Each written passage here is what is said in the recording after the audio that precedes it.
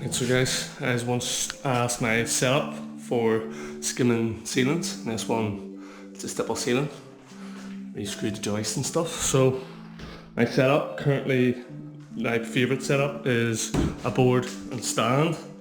And typically, if we're on site, my water would be tied up on the light switch, but we're obviously in someone's house here, so we can't do that. So I'll keep the board up and keep my water bucket on the stand with a brush, water brush in it, ready to go. Hawk and trowel cleaned up, ready to go as well up top. Obviously on this one I've been PVM machine, so I've had that up high.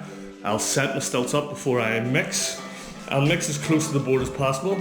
I'm currently using just a wee plug-in mixer here, and usually if I have a battery powered drill, it's no problem where you put the board because you can move the drill about to suit yourself. And again, I'll load up plaster that I need for the job, and basically when I mix close to the board, get it up, load up your board with whatever you need, tools, everything.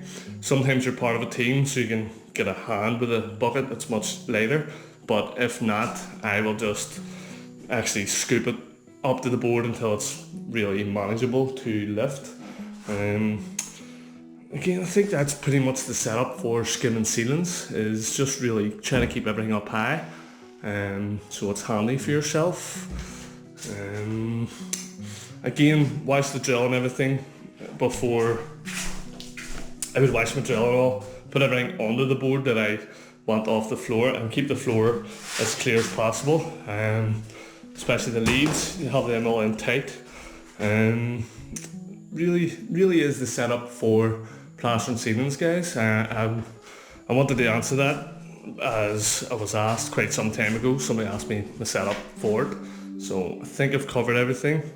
If I realise I haven't, the only thing is you might need to get up and down off your stilts a couple of times just to change waters, but typically I'll keep some water. It's not the cleanest bucket, but I'll keep some spare waters there so it's not too hard to run and get. And again, if the floor needs covered or whatever needs done to keep it safe, I do all that before I even start mixing. Have everything ready before you start mixing, guys.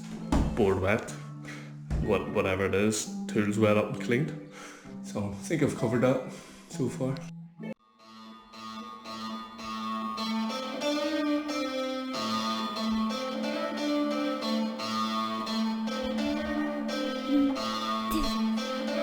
Subscribe to Daddy Smack Plastering. So as you see, this is the setup that I use very regular on skimming ceilings. We'll be bonding and skimming this stipple ceiling. So if anybody does have any questions they'd like to ask, now is definitely the time and video to be asking the questions. And again, if I don't answer you, I'll for sure make a video answering it during the video and showing how it is I do it and what tools and methods I use. But hopefully this helps a lot of people on how to set up. And see, I have everything up on the board nice and high, bonding up on the board. Board's been wet as well. If you don't wet your board, guys, the stuff will dry, soak straight into it. So like I say, my plaster's up ready for me. I always wash the bucket out after I load up, so that I'm not rushing to get down to clean out my bucket and drill. I wash them before I get up on the stilts to the ceiling, and my water's up handy. Like I said previous, I would usually tie it up, but on this occasion I don't have the option, so I just set it up on the board.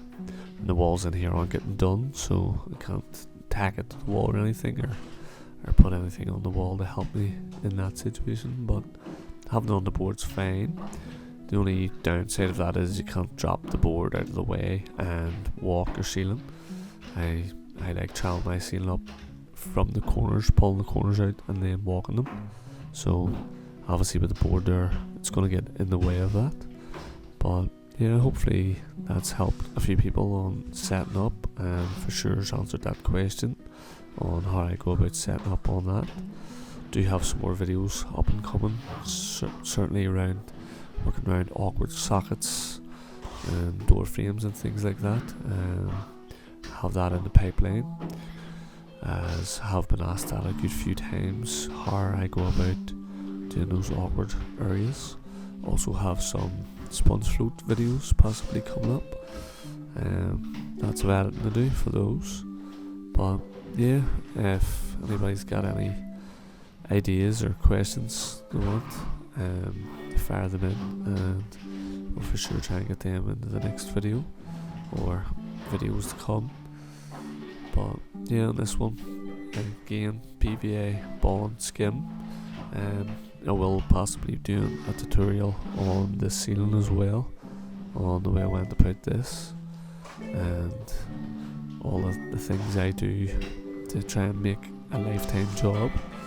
That's what we're after. Some plaster work that'll outlive the guy that put it on. Don't think many people do always strive for that, but I think it is a good thing to go for. I know some jobs, you're dictated to on what way to go about it. I know a lot of people say you should walk away from them, but sometimes we don't all have the option. So doing things to try and outlast forever is the best way to do it. But if a customer insists doing it their way, then let that be on them, on their back. But yeah, getting on well here with my setup. So let me know, guys, what setup do you have, or is there any other setups you want to see with maybe rendering setups, anything.